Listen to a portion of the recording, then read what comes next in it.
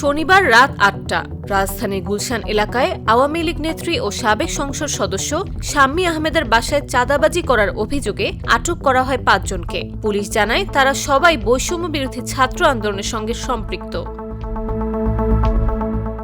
এ ঘটনার পর রাতেই বিজ্ঞপ্তি দিয়ে সাংগঠনিক নীতিমালা ও শৃঙ্খলা পরিপন্থী কর্মকাণ্ডে জড়িত থাকার অভিযোগে বৈষম্য বিরোধী ছাত্র আন্দোলনের ঢাকা মহানগর শাখার আহ্বায়ক ইব্রাহিম হোসেন মুন্না, সদস্য সাকাদাউন সিয়াম ও সাদাবকে সাংগঠনিক পদ থেকে স্থায়ীভাবে বহিষ্কার করা হয়।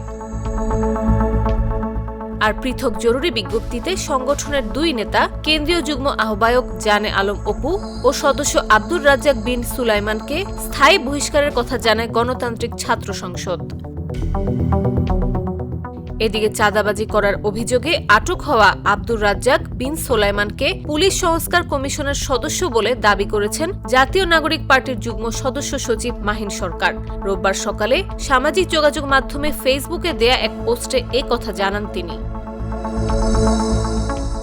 মাহিন সরকার তার ফেসবুক পোস্টে লিখেন, আব্দুর রাজ্জাক নামে যে ছেলেটা গ্রেফতার হয়েছে চাঁদাবাজি করতে গিয়ে, সে পুলিশ সংস্কার কমিশনের মেম্বার, অর্থাৎ গুরুত্বের বিচারে সবচেয়ে গুরুত্বপূর্ণ একটি মন্ত্রণালয়ের সে লিস্টেড ছাত্র প্রতিনিধি। তার মতো ব্যক্তিকে কিভাবে স্বরাষ্ট্র বিভাগের পুলিশ সংস্কার কমিশনের মতো অতি গুরুত্বপূর্ণ জায়গায় সুপারিশ করলো, এটার সামনে আনা প্রয়োজন।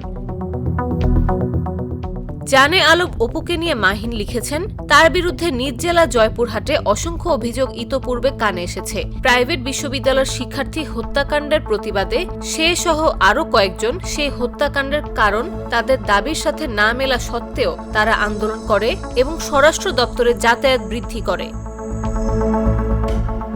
এছাড়াও ইব্রাহিম হোসেন মুন্নার নাম আসায় বৈষম্য বিরোধী ছাত্র আন্দোলন ব্যানারটির যৌক্তিকতা শতভাগ ফুরিয়ে এসেছে বলেও মন্তব্য করেন এই এনসিপি নেতা। বলেন, এই ব্যানার আর থাকার প্রয়োজন নেই। নাফিস আব্দুল্লাহ, জাগো নিউজ।